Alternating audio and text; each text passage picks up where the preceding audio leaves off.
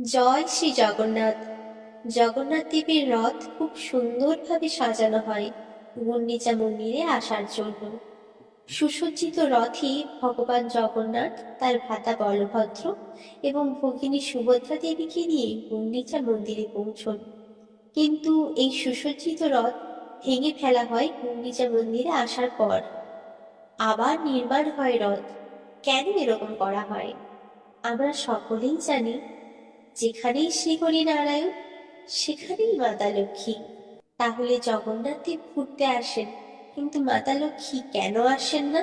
জগন্নাথ দেব কেন মাতা লক্ষ্মীকে সাথে নিয়ে আসেন না? রথযাত্রা নিয়ে খুবই রোমাঞ্চকর কাহিনী প্রচলিত আছে। সানযাত্রার পরেই অসুস্থ হয়ে যান জগন্নাথ দেব। বন্ধ হয়ে থাকে মন্দির। সুস্থ হওয়ার পর ভগিনী সুভদ্রা ও ভ্রাতা বলরাম মাসির বাড়ি গুন্ডিচা দেবীর কাছে যাওয়ার ইচ্ছে প্রকাশ করেন। জগন্নাথ দেবও তাতে রাজি হন। জগন্নাথ দেব চান মাতা লক্ষ্মীর কাছে। জগন্নাথ দেব মাতা লক্ষ্মীকে বলেন, দুদিনের মধ্যেই মাসির বাড়ি থেকে ঘুরে চলে আসবেন তিনি। তিন ভাই বোনের এত উৎসাহ দেখে মাতা লক্ষ্মীও এই প্রস্তাবে রাজি হয়ে যান। বাড়িতে একা থাকেন মাতা লক্ষ্মী, আর তিন ভাই বোনে রথে চড়ে যান গুন্ডিচা মন্দির ঘুরতে। মাতা লক্ষ্মী ভগবানকে তার চোখের আড়াল কখনোই করতে চান না। তিনি তার প্রাণ প্রিয় স্বামীকে অত্যন্ত ভালোবাসেন। একদিন যেমন করে হোক তিনি কাটিয়ে নিলেন স্বামীর কথাই ভাবতে ভাবতে। একইভাবে কেটে গেল দ্বিতীয় দিনও। ওদিকে জগন্নাথ দেবের রথ গুন্ডিচা মন্দিরের সামনে দাঁড়ালো। তিন ভাই বোনের খুব স্বাগত হলো। মাসি নানা রকম রান্না করে জগন্নাথ দেব, মাতা বলরাম ও মাতা সুভদ্রাকে খাওয়াতে লাগলেন। মাসি গুন্ডিচার ভালোবাসায় জগন্নাথ দেব ভুলেই গেলেন মাতা লক্ষ্মীকে তিনি কি প্রতিজ্ঞা করে এসেছিলেন। তিন ভাই বোন মাসির বাড়িতে আনন্দে দিন কাটাতে লাগলেন। এদিকে মাতা লক্ষ্মী প্রাণ প্রিয় স্বামীর বিরহ সহ্য করতে পারছেন না, অস্থির হয়ে উঠছেন। একদিন একদিন করে দিন কাটতে লাগলো। বারবার রাস্তার দিকে তাকিয়ে থাকতেন তিনি। দুয়ারে এসে দুয়ারপালকে জিজ্ঞেস করতেন স্বামীর খোঁজ দেওয়ার জন্য, কিন্তু কেউ কোনো খোঁজই দিতে পারলেন না। এইভাবে পঞ্চম দিনে মাতা লক্ষ্মী আর থাকতে পারলেন না। রাগে ক্রোধান্বিত হয়ে তার পালকি সুসজ্জিত করতে বললেন। সেবকরা মাতা লক্ষ্মীর আদেশ মেনে মাতা লক্ষ্মীর পালকি সুসজ্জিত করতে শুরু করলেন। তিনি নিজের চোখে দেখতে চাইলেন জগন্নাথ দেব তাকে ভুলে মাসির বাড়িতে মহা আনন্দে দিন কাটাচ্ছেন। কি করে তিনি এমনটা করতে পারলেন? মাসির বাড়ি গিয়ে তাকে ভুলেই গেলেন জগন্নাথ দেব। মাতা লক্ষ্মীর পালকি সুসজ্জিত হলো। সেবকরা মাতা লক্ষ্মীকে নিয়ে গুন্ডিচা মন্দিরের উদ্দেশ্যে রওনা হল। যখন তিনি গুন্ডিচা মন্দিরের সামনে এলেন, জগন্নাথ দেবের সেবকরা মাতা লক্ষ্মীর আসার কথা জগন্নাথ দেবকে বললেন। তখনই ভয়ে জগন্নাথ দেব তো কাঁপতেই শুরু করলেন। তার মনে পড়ে গেল মাতা লক্ষ্মীকে তিনি কি প্রতিজ্ঞা করে এসেছিলেন, দুদিনের মধ্যেই বাড়ি ফিরে যাবেন। আজ তো 5 দিন হয়ে গেছে। ভয়ে লজ্জায় মাতা লক্ষ্মীর কাছে তিনি যেতেই চাইলেন না। তিনি জানেন মাতা লক্ষ্মী প্রচন্ড রেগে আছেন, আর এই সময় তিনি যদি মাতা লক্ষ্মীর কাছে যান অভিশাপ নির্ধারিত। তাই তিনি ঘর থেকে বেরোলেনই না।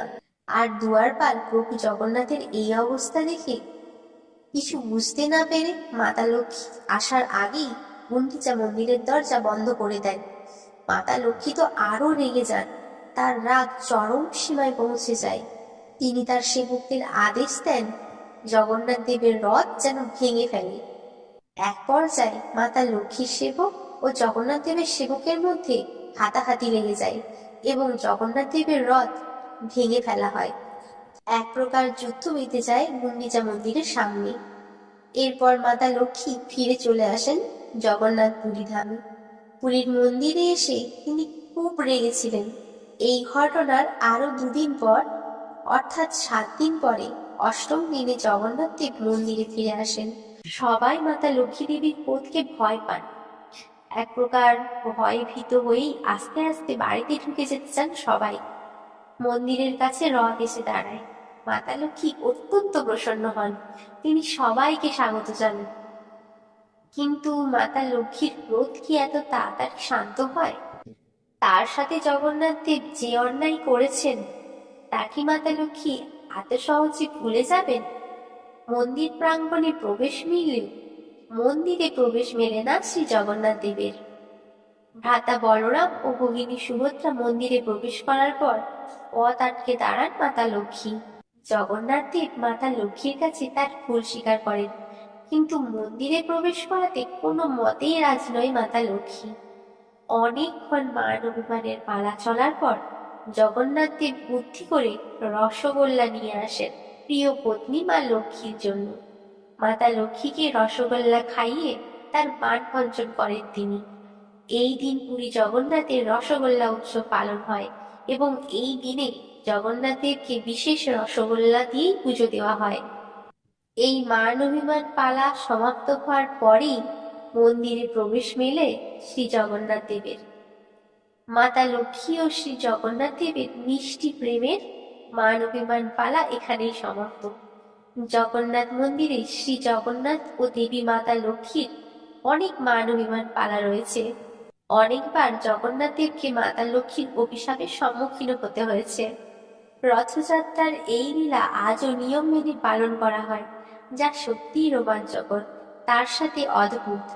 আপনাদের এই ভিডিওটি ভালো লাগলে অবশ্যই লাইক করে দেবেন, নিজের প্রিয়জনদের সাথে শেয়ার করে দেবেন। জয় শ্রী জগন্নাথ, জয় মাতা লক্ষ্মী।